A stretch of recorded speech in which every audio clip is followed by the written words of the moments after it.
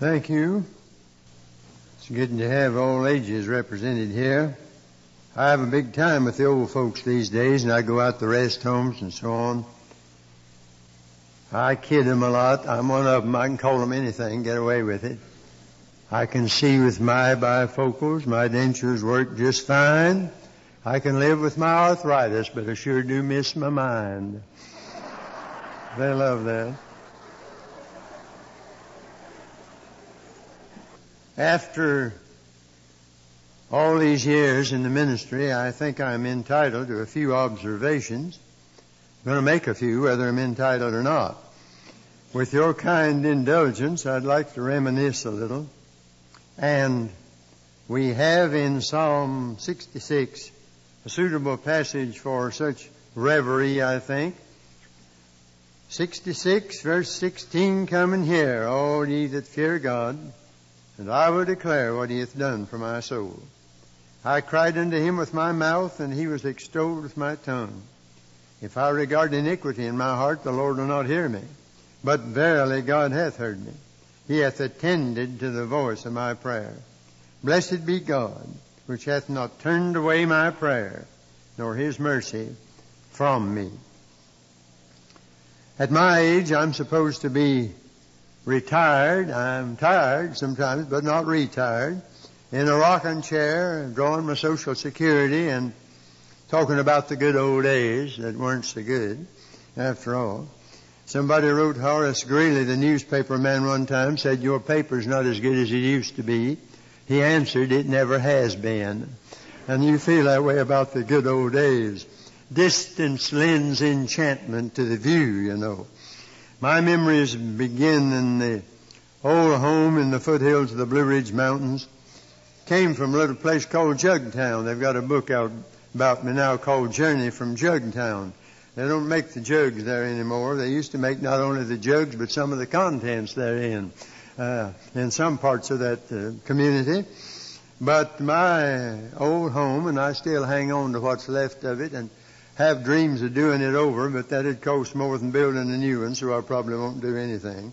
I don't live there, but I go up once in a while, and from the front porch one could always sit and see the lights at 5 towns at night.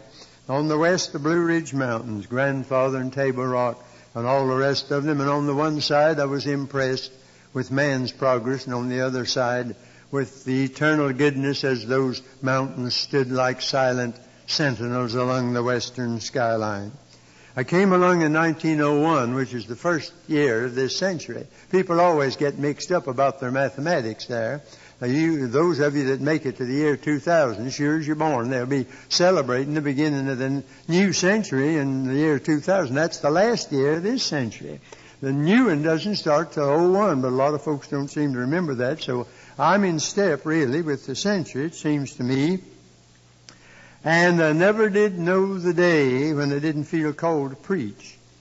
I don't know how you work that out theologically, but that's your problem. I came to Jesus as a 10-year-old boy out there in the country. I didn't understand much about it. You don't have to understand it, you stand on it. I don't understand all about the plan of salvation. If there's no more to it than that, there wouldn't be much to it. I don't understand all about electricity. I'm not going to sit around in the dark till I do. So I came with what I did understand and trusted in the Lord. I felt called to preach, and when I was 12, I stood in a little old country church and asked them to license me, as we put it in those days, to preach the gospel. They laid hands a little suddenly, I'm afraid, on me, those dear farmer folk. They gave me the church approval, and 3 years later I was ordained. I didn't know much. I was a typical country boy. I not only didn't know anything, but I didn't even suspect anything most of the time. In those days, a preacher, when he was called, didn't get out a pad and pencil and start figuring what income bracket will this put me in later on, and what will be the fringe benefits, and will I be appreciated for what I'm worth, which wouldn't call for much appreciation anyhow.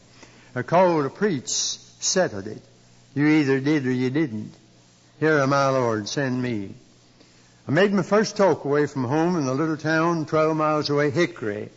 North Carolina. I guess you'd say I'm the hick from Hickory. That was my hometown. That was the nearest town I was to use awful English.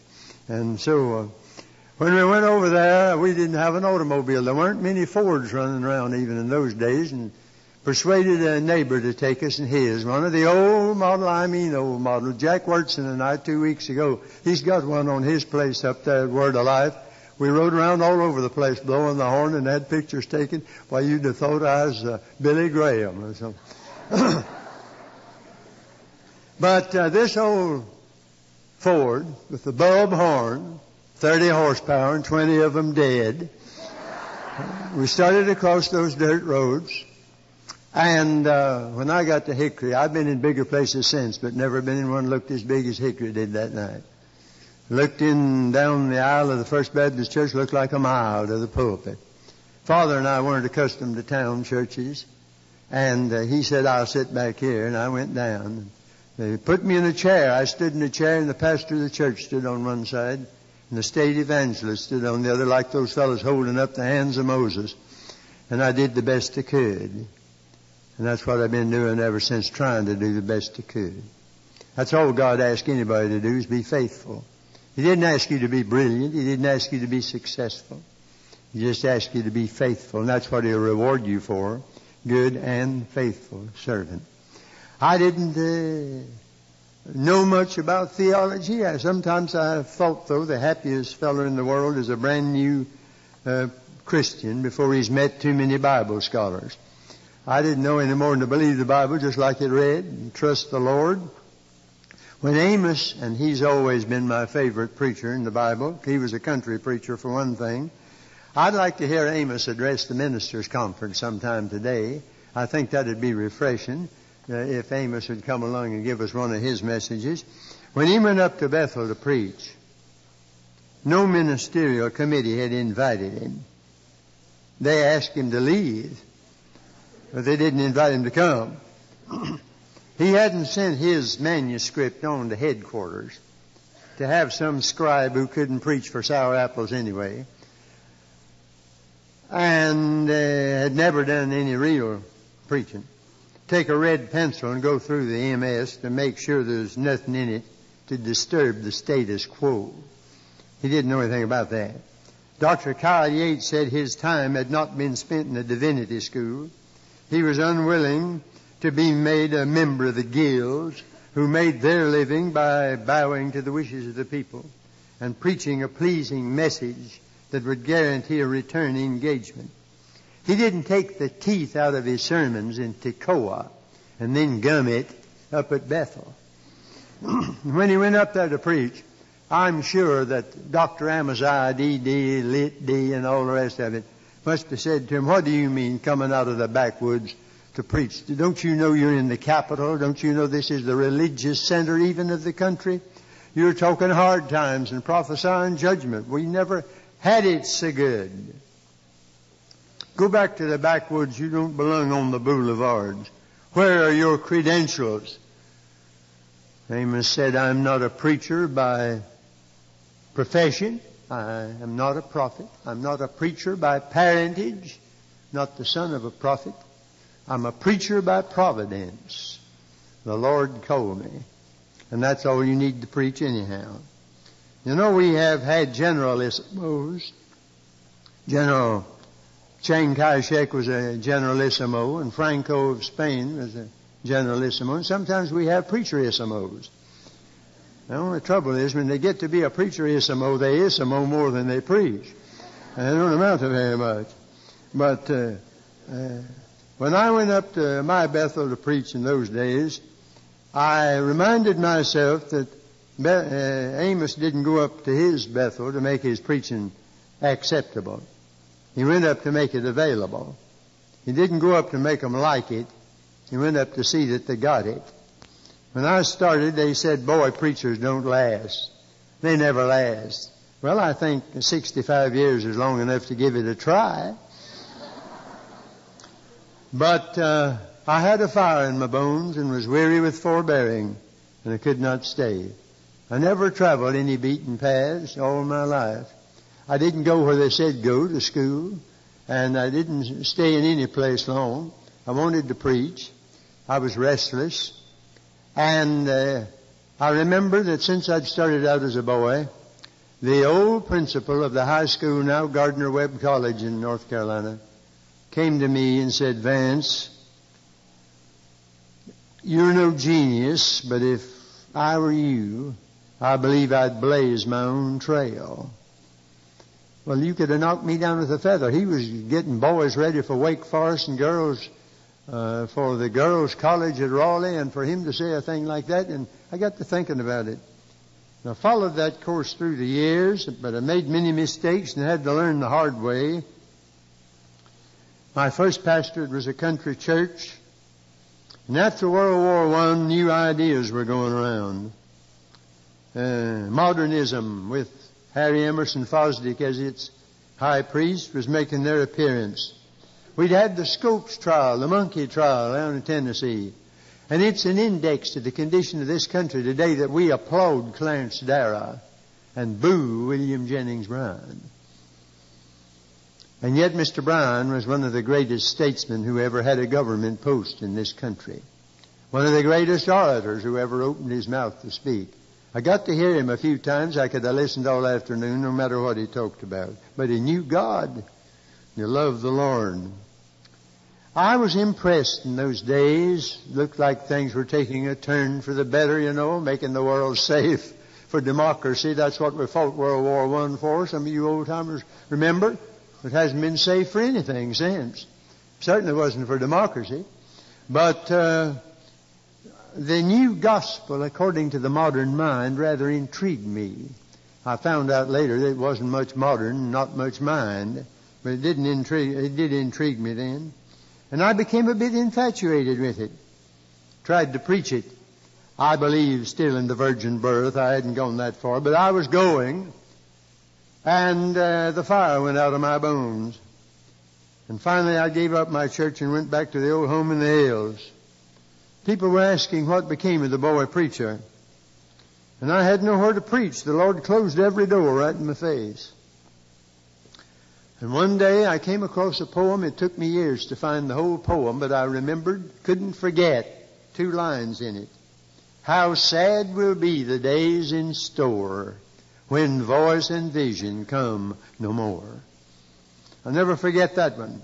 But God, who had called me, remembered my frame and knew that I was dust. And He was merciful. And then I ran into a couple of characters. Gresham Machen, that great Presbyterian, with his book on Christianity and liberalism, shook me loose. And as a young fellow, I was riding on a train one day and spotted R.A. Torrey, looking like a prophet out of the Old Testament, sitting over there. And I was brash enough to go over and engage him in conversation. He said, "What are you doing?" Well, I wasn't doing much, and my report card didn't look so good. And I said, "Well, I'm interested in this a little and that a little, and the other thing, I'm just sort of finding my way, I guess." He said, "Young man, make up your mind on one thing and stay with it." Never smiled. They used to say Torrey didn't win a lot of people to himself, but he won thousands to Jesus Christ. He was a prophet. I never forgot that. I've gone to Montrose, Pennsylvania many a time to preach the Bible conference, stayed in his home there, his old home. Climbed that hill many a day to where he lies, buried with the tombstone, "I've fought a good fight, I've finished the course, I've kept the faith." And thank God for a prophet who could look me in the eye and say, "Make up your mind." In other words, don't go out and try to see to it that you're like a sword with one point, not like a broom with straws pointing every direction. And then it came to my inmost soul. The dear Lord made it clear to me, if you will get these highfalutin notions out of your head and go back and preach the plain old gospel you preached as a boy, I'll make a way for you. And I took him up on it. I did, and he did. And the first thing I had to do was go back to that church 3 years and preach it straight. I left the novelty shop and got in the antique shop again. Back to the things that really mattered. And I'm proud of the old-time religion. The greatest things among us today are mighty old-fashioned. Son's old-fashioned, but without it you grope in darkness.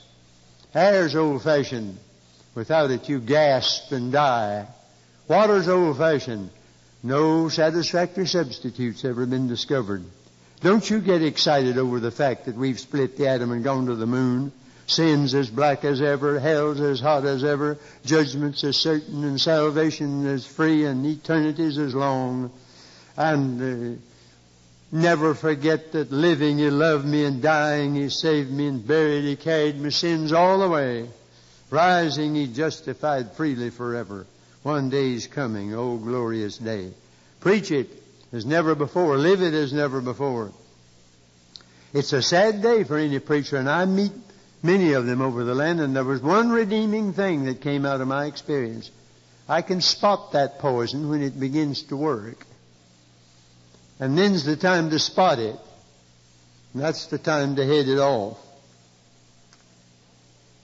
It can come to a preacher not when he, like I was, is out of work, but when he's got a big church with a reputation, popular. Maybe one reason why Demas left Paul is that his name means popular. Sometimes it comes to a pastor of Ichabod Memorial Church, having a form of godliness without the power, or Sardis, having a name to be alive and dead. A mortician can make a dead man look better than he ever looked while he's living. And a church expert can do that with the church sometimes, but God knows the difference. The Great Awakening in Nineveh didn't start with Nineveh. It started with a runaway preacher. And many a revival is waiting to begin, not in the place, but with the preacher. But if you think getting into the will of God is going to settle all your problems, and it's going to be peaches and cream from then on, change your ideas. Because you become the target of the devil when you make up your mind to live for God. I was traveling through the state of Iowa in 1938, stopped night after night at a different place and preached. One night I went to bed in Creston. Didn't sleep a wink. Next night, not a wink. And for 2 years, I was beset with insomnia, nervous exhaustion, depression. The doctors have better words than that for it. But my heart goes out to anybody who has such problems. They say there aren't but two kinds of people in the world, nervous people and folks who laugh at nervous people. But I don't belong to that aggregation anymore, because you learn the hard way. And if some dear soul says, snap out of it, you feel like saying, do you think I'm enjoying it? I'd be glad to snap out if you could tell me how. And yet the Lord began to call me into the work I'm doing now, and it didn't make sense. I said, Lord, I can't sleep in any bed, let alone a different bed every week. There must be something wrong with this somewhere. But the call kept coming. And I said, well, it must be like these electric eye doors that don't open till you walk in. I'm going to walk in. I'm going to start, see what happens. So I made the move. My first date was supposed to be in Grand Rapids at the old Mel Trotter Mission. And got as far as Chicago and took the flu, and they put me in a hospital, and I lay there, and the devil sat on the foot of the bed and said, now what are you going to do? You gave up your church, and you can't preach, you can't do this. I had turned down an invitation to Florida Bible Institute. I wired the man, I'll come. The doctor said, get out of this climate. Anybody who will come from the south to Grand Rapids to start in the dead of winter, something the matter with him anyhow. So I wired the man that I'd come. Got down there and met two interesting people. A long, lean, tall, towhead walked up to me, one of the students. Said, I'm Billy Graham from Charlotte. I didn't know who I was meeting that day. And then there was a young lady who took mercy on me in my sad condition. She would make a bowl of soup that I could eat, and she'd leave it at the door and tap gently and run before I could open the door. She knew the way to a man's heart, you know. And it worked. And, oh, my friend, I tell you, I'll never cease to thank God that dear young lady was willing to start out with a half-sick preacher who didn't have any money and didn't know whether he could do what he was starting out to do or not. That's faith. We started out. I ran across a batch of old love letters that I'd written in 1940, 3-cent stamps, way back then. And to her, and I was trying to brace her. We were scared to death of getting married. We were a little older than I was, almost 39 before I got married. 66 before I bought an automobile. I wanted to think it over.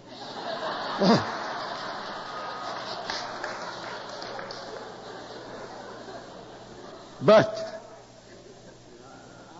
she was willing to join hand and heart with such a preacher, start out. You'd have thought we were getting ready for a funeral instead of a wedding. I was trying to brace her up. She didn't know it. I was trying to brace myself up all at the same time. But we took off, and for 33 years we traveled all over America. And we were not sick, and the doors opened. God met the need. All the way my Savior leads me. What have I to ask beside? Can I doubt His tender mercy, who through life has been my guide? I watched today in the church the scramble for seats in the synagogue, the top place, Degrees, recognition, knowing the right people, religious politicking. We never had more of it than we've got now. You don't have to put your name in the pot at headquarters. You don't have to know the key man if you know the keeper of the keys. He knows the man. You don't have to wait for a talent scout to find you if you're right with God and usable.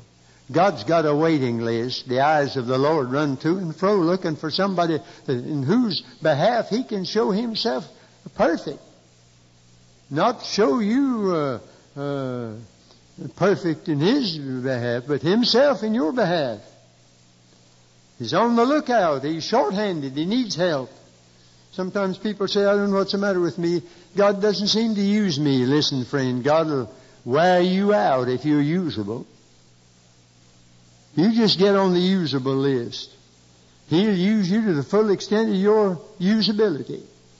You find yourself saying, Lord, you're about to kill me. I didn't know you were going to use me this much. So I've been operating through these years since on a low key, simple. I don't think God ever had anything big in mind when He made me to start with. I've operated on a shoestring, never owed but $200 in my life. Borrowed that when I was a boy to go to school. My dad said, I want you to keep away from three things, debt, dirt, and the devil. That they're all from the same source. So I've tried to keep away from all three since that time. I don't even get out brochures with my picture on it. If I did that, I never would get any calls to preach. I don't know how I make it. I don't have any of the qualifications. I haven't been an athlete. Haven't been the fullback, halfback, drawback on any team. Never have had drugs. Don't have any sermons on sex. I don't know how I make it. I rode with a young fellow some time ago. He's a real Christian, but one of these this quiet sort that I love. He said, Brother Havner, I've never had many exciting experiences in my life, but I guess you'd call me just plain vanilla. I love that. When I was a boy growing up on the farm, if you had ice cream, you worked for it. You got the milk and the ice and ground all afternoon. You had something sweet and cold and wet. But that tasted better then than today's fancy concoctions all smothered in goo. There's something about it, somehow or other. And I love vanilla Christians, just plain Christians. We need more of that kind as we make our way through. I never know when I sit down to some of these fancy arrangements in the ice cream parlor today whether I'm supposed to eat it or just admire it. Well, we didn't have anything to admire in the country ice cream, but it was still good. Vanilla Christians. And then in 1973, I was exercised very much at the beginning of that year about my own spiritual condition. I said I ought to be a better preacher as long as I've worked at it. I ought to be a better Christian. And I made this prayer, and don't you ever pray it unless you're ready for trouble. Lord, at any cost, bring me to the place where I can sing that old line, once earthly joy I crave, so peace and rest. Now Thee alone I seek. Give what is best. That's easy to sing and hard to come up to. God took me up on it. Sarah went to glory. On Labor Day it'll be 6 years. She died at 2:15 on Sunday morning. I preached at 11. I didn't know whether I could or not. But I preached on the forgotten Beatitude. When John the Baptist sent his delegation to Jesus to ask, art thou he that should come? Or do we look for another? Now that was a low mark for John the Baptist. The man who had stood on the Jordan said, behold the Lamb of God. Now he's saying, are you the one? Or do we start looking all over for the Messiah? I'm so glad that Jesus didn't send word back to him and say, I'm ashamed of you. I'm ashamed of you. Didn't even send him a cute little tract on how to be happy in jail. Sent word back and said, tell him I'm running on schedule. The blind are seeing, the deaf are hearing, the lame are walking, the poor are having a gospel preached. And then he added this, and this is the forgotten Beatitude. We know all the others. Nobody ever knows this one. Blessed is he whosoever shall not be offended in me. Blessed is the person who never gets upset by the way I run my business, God is saying. Well, I certainly couldn't understand it. I'd hoped for old age together. And here, if ever I needed somebody along, it seemed of all times, Lord, why? That little word, why. I preach sometimes on why. And then I had read before Sarah passed away in Daily Light, where Jesus said, this sickness is not unto death, but that God should be glorified. And I grabbed it. I said, that's my verse. I believe God's going to keep that verse. And I told my pastor about it. But Jesus said it about Lazarus, and Lazarus died. And God was glorified after it. And so I had to learn that he meant afterwards. Not after death, not in the hereafter, but now. I wrote that little book, Though I Walk Through the Valley. Many of you have it, and some of you have already spoken to me about it here. And I've heard more from that little book than all the other 30 that I've written. I never knew there were as many lonely people in this world as there are now. With all our amusement and all our entertainment, we've got more lonesome people than we've ever had. And so many dear souls come up, and I see a tear in their eye, and they grip my hand. They don't have any little speech to make. They've been down the valley. And I know what they mean. And then there's Psalm 84:6. About the righteous man who, walking through the valley of Baca, leaves a well. There's a new song out. I've not heard it. Leave a well in the valley. It's brand new, I think. I'd like to hear it. And that means when you have trouble and going through a dark road, dig a well for somebody else when they come along to get refreshment from it. Leave a well in the valley. Fanny Crosby could have grumbled at God for 90 years. She could have said, why did that doctor put that poultice on my eyes when I was a baby, the wrong poultice, and blind me for life? She started digging wells. Blessed assurance, redeemed, how I love to proclaim it. All the way my Savior leads me, draw me nearer. Jesus, keep me near the cross. He hideth my soul. Jesus is tenderly calling. Savior more than life to me. When Jesus comes to reward His servants, rescue the perishing. Someday the silver cord will break. I shall know Him. Pass me not, O gentle Savior. That's just a few of them. This concludes Side 1. Continue to listen on Side 2. And there's not a Sunday that goes by that we don't drink from those wells. She could have grumbled at God, but she didn't. She took the other way out. And God gave me a new dimension and a new note that I didn't have before. Sometimes it looks like God has to have killers to teach you some things we ought to learn without it. But if God's taking you along a lonely and hard path, He's got something in mind. So I'm back where I started. No home, an apartment, no family, but more open doors than ever, and I can't understand it. It amazes me absolutely. I never thought that I'd be going around like this. And I don't ask for them. Shipwrecked on God and stranded on omnipotence. I said that in the conference in North Carolina, and Billy Graham heard me. He lived right across on the mountain. Sent a note next morning. I keep it. I have it. Said, shipwrecked on God, stranded on omnipotence. That's where I want to be when He calls me. That's all He put. No. Send it to me. As I look back, beloved, I see an unseen hand, unseen but seen by faith. A lot of things have happened that didn't make sense, and I still can't figure out some of them, but God knows why. I can't put it together. And I hear people say, I don't understand, these folks want to go to heaven. They're homesick for heaven. What are you talking about? Who wants to stick around here forever? I'm homesick for heaven. Paul was. Had a desire to depart and be with Christ. Sometimes the very fact we're headed that way helps us. I heard of a fellow who was seasick. He'd lost breakfast, lunch, and supper all over the railing. One of these cheerful mortals that comes along always at the wrong time. Slapped him on the back, said, cheer up, seasickness never killed anybody.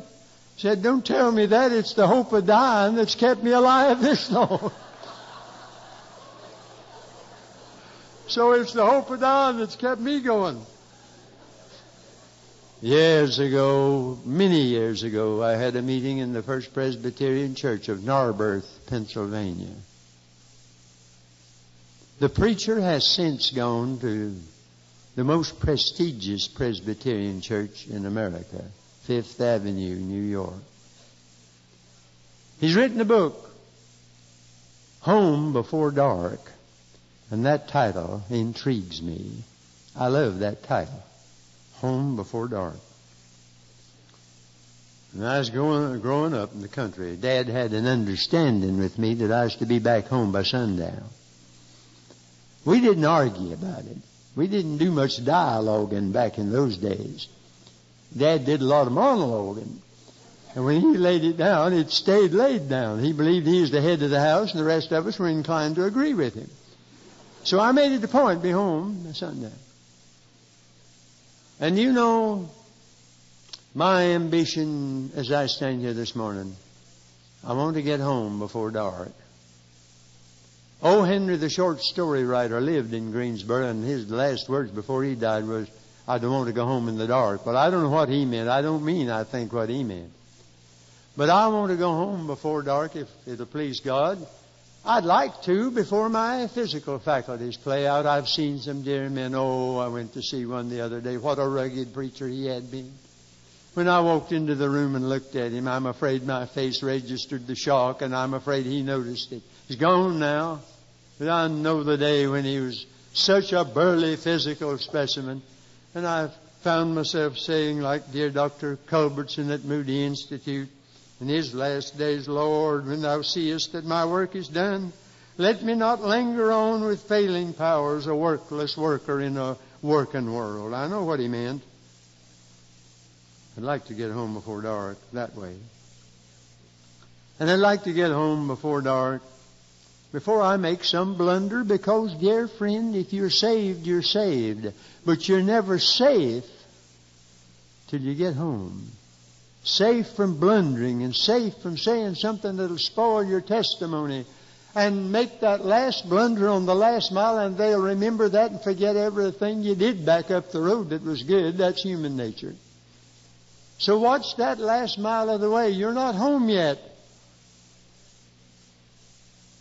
Be careful about it.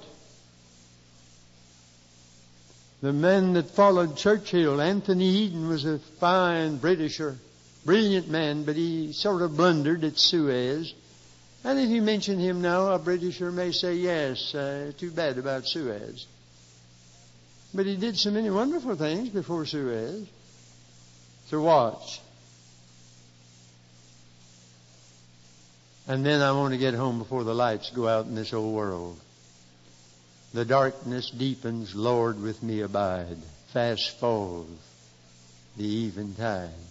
It's getting dark in this old world. The night's far spent. Day is at hand. When I started out as a boy, my daddy went with me for a year or two. And then when I was on my own, he'd always meet me when I'd come in at the little railroad station. I can see him standing there yet beside that little old Ford with that old blue suit on that he hadn't had pressed since the day he bought it. And I'd go up to him and he'd always ask me one question first. How did you get along? Well, I haven't seen him in a long time. One of these days I'm going to round the curve into glory. When I get there, I'm going to see him not in the old blue serge suit, but in the robes of heaven. I believe the very first thing he'll say to me, how'd you get along? And I think I'm going to say, pretty well, Dad, and I owe a lot of it to you. And then I think as we walk down the Golden Street, I'm going to nudge him and I say, you remember, Dad, when I was supposed to get home by sundown? Well, bless God, we've both made it home before dark. And I believe you want to do that too. They invited me up to Hampton, Virginia, to the great black college up there. They wanted me to preach for 3 days to between 400 and 500 black preachers. I nearly preached myself to death. I said, if I could get my white folks to back me up like you folks back me up, I might turn out to be a pretty fair preacher. Oh, I preached so hard, lost one of my cufflinks, never did find it. And then the last night, that great crowd gathered and sang as only our black friends can sing. Farther along, we'll know all about it. And I sat there and patted one foot and just bawled. I didn't cry, I just bawled for joy. I said, Lord, this crowd's going somewhere and I'm going with them. They know where they're going. And I hope you do too. And God help us to make it home before dark.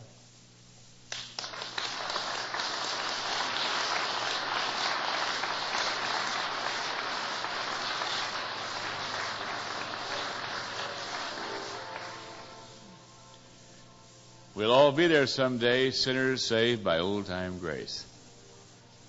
All because of God's amazing grace. Are you going home? Are you heading for home? Are you? I can help you. Anybody can help you. You say, well, I'll tell you, I'm not sure I'm going to heaven. Let me lead you to Christ. Let me pray with you. That's very important. It's imperative. Stand with me, will you please, everybody? I'd like to have you sing just one stanza of Fanny Crosby's Blessed Assurance. Dr. Havner listed all those great songs from Fanny Crosby. This one, I'm sure, would be a good benediction. We're going home before dark. When we get there, all will be sunshine. This would be a great benediction for this morning. Let's sing the whole song, shall we? Listen here. Blessed assurance.